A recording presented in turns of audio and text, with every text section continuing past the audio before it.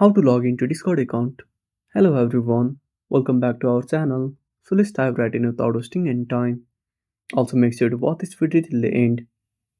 First of all, open up your Play Store, then tap on the search icon at the bottom right corner. Then tap on the search bar and type Discord. Then tap on search at the bottom right corner. Now tap on Discord and click on install. Now wait for the app to download.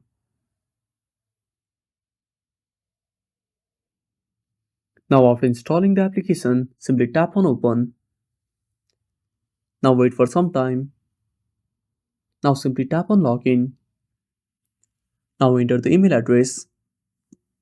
Then tap on password. Now enter the account password. Now simply tap on login. Now tap on confirm. Now wait for some time. And that's it. Thanks for watching. Make sure to subscribe our channel and hit the bell icon. See you in the next video.